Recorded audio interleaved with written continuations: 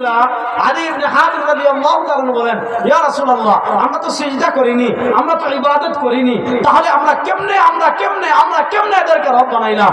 সরওয়ারে দু আলম সাল্লাল্লাহু আলাইহি ওয়াসাল্লাম জবাব দিচ্ছেন, সিজদা করনি ঠিক আছে, ইবাদত করনি ঠিক আছে, কিন্তু আল্লাহ বিধান দিয়েছেন হালাল, এরা এটাকে বানিয়ে দিয়েছে হারাম।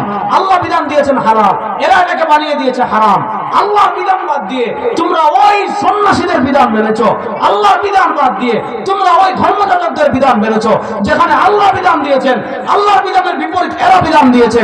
এখন আল্লাহর বিধান বাদ দিয়ে এদের বিধান মানামানি, এদেরকে তোমরা রব বানিয়েছো। এখন আমরা শিরিক করি কেমনে দেখেন? আল্লাহ বলেছে কাজ করিস না, নেতা বলে এটা কর। আল্লাহ বলেছেন এটা হারাম, নেতা বলে এটা হারাম। আল্লাহ বলেছেন এটা হারাম, নেতা বলেছে হালাল। এখন একদিকে আল্লাহর বিধান, আরেকদিকে আপনার নেতার বিধান, একদিকে আল্লাহর বিধান, আরেকদিকে আপনার নেত্রীর বিধান, একদিকে আল্লাহর বিধান, আরেকদিকে আপনার দলের বিধান, একদিকে আপনার আল্লাহর বিধান, আরেকদিকে আপনার আব্বার বিধান, একদিকে আপনার আল্লাহর বিধান, আরেকদিকে কথিত জাতির আব্বার বিধান।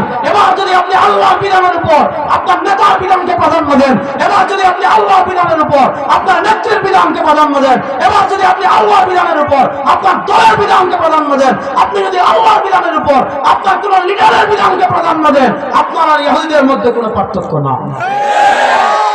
আপনার আর ইহুদিদের মধ্যে কোনো পার্থক্য, কথা বুঝতেছেন? এবার বলেন আল্লাহর বিধানের উপর নেতার বিধানকে প্রাধান্য দেয় রাজনীতির নামে, এমন লোক আমাদের দেশে আছে না? না, এটা যে শিরিক জানেও না, এটা যে একটা শিরিক জানেও না। আল্লাহর বিধানের বাইরে কারো বিধান আমরা মানি না। বলেন কারো বিধান আমরা মানি। কোরআনের আইনের বিরুদ্ধে সংবিধানে আইন করলে সে আইন আমরা মানি। এটা আকীদা রে ভাই, ক্লিয়ার ঈমান বলতে হবে। আপনি বাংলাদেশের সংবিধানে ভারতের দালালি করে, বাংলাদেশের সংবিধানে আধিপত্যবাদের দালালি করে আল্লাহর কোরআনের বিরুদ্ধে আইন করবেন, সরওয়ারে দু আলমের আদর্শের বিরুদ্ধে আইন করবেন, ওই আইন 99% মুসলমান মানে না, মানে না, মানে না। আমরা মানি না। আসেন, হুয়াল্লাযী আরসালা রাসূলাহু বিল হুদা, তিনি আল্লাহ তার রাসূলকে প্রেরণ করেছেন হেদায়েত দিয়ে। সুবহানাল্লাহ পড়ে। আরে বাচ্চারা আজকে একটা ডিস্টার্ব দিল। মানি হুয়াল্লাযী আরসালা রাসূলাহু বিল হুদা, তিনি আল্লাহ তার রাসূলকে প্রেরণ করেছেন হেদায়েত দিয়ে। তাহলে বোঝা গেল রাসূলের হেদায়েতের বিপরীত কোন লিডার, কোন নেতা, কোন নেত্রী কারো বিধান চলবে না। এতক্ষণে যা বুঝাইলাম, শেষ না, আরেকটা জিনিস দিয়ে পাঠিয়েছেন।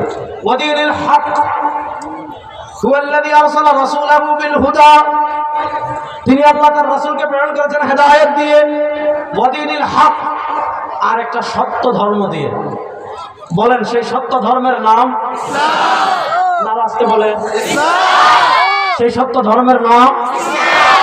দেখেন পৃথিবীতে দিন অনেক থাকবে, পৃথিবীতে ধর্ম অনেক থাকবে, যার যার স্বাধীনতা, যে যার ধর্ম তার মতো পালন করবে। কিন্তু মুসলমান আকীদা ক্লিয়ার রাখতে হবে। আকীদা 1% সন্দেহ রাখা যাবে না। আপনাকে বিশ্বাস করতে হবে, আপনাকে ঈমান রাখতে হবে, আপনাকে আকীদা রাখতে হবে।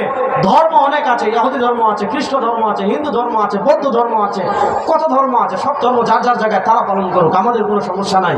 কিন্তু সত্য ধর্ম পৃথিবীতে একটা। বলেন সত্য ধর্ম পৃথিবীতে কয়টা? জোরে বলেন সত্য ধর্ম পৃথিবীতে কয়টা?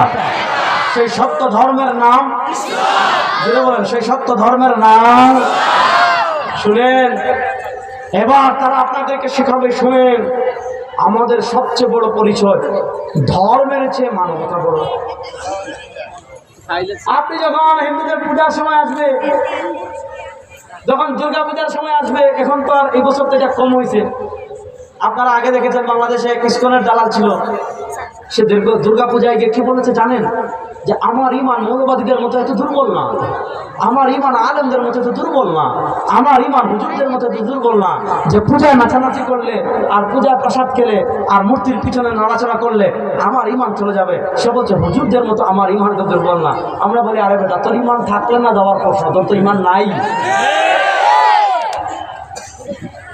তারা আপনাদেরকে শিখাবে ইন্টারফেথ, তারা আপনাকে শিখাবে ওয়াহদাতে আদিয়ান, তাওহীদে আদিয়ান।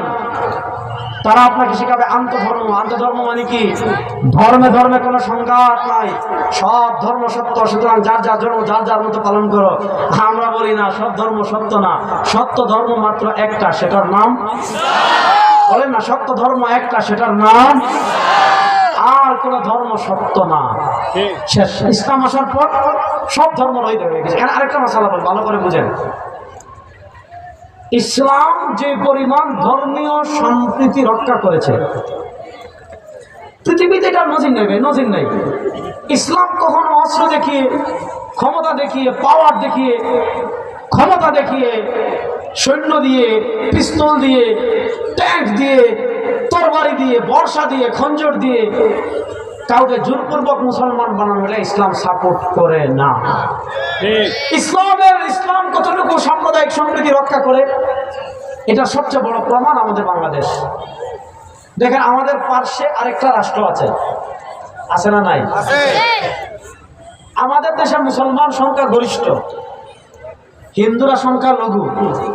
ভারতে হিন্দুরা সংখ্যা গরিষ্ঠ, মুসলমানরা সংখ্যা লঘু। সংখ্যা গরিষ্ঠ মানে সংখ্যায় বেশি। এখানে তো 92% মুসলমান আর 8% অন্যান্য ধর্মের লোক।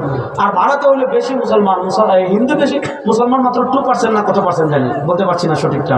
মানে এখানে সংখ্যা লঘু মুসলমান, মাত্র 2 কোটি না কত কোটি মুসলমান আছে ভারতে। 20 কোটি না, 20 কোটির উপরে। হ্যাঁ, 20% মুসলমান না? আচ্ছা, 20% মুসলমান, 80% তারা। আচ্ছা বলেন, এই যে বাংলাদেশে আপনাদের লাকসামে হিন্দু আছে না নাই? বেগুন কথা কোন আছে না নাই? আচ্ছা বলেন, 5 আগস্ট আওয়ামী লীগের পতনের পর আপনাদের লাকসামের কোন মন্দিরে কোন মুসলমান আক্রমণ করেছে? এবার যদি বলেন করেছে? হিন্দুদের দোকান লাকসামে আছে না নাই? আছে। লাকসামের কোন দোকানে, হিন্দুদের কোন দোকানে মুসলমান আক্রমণ করেছে?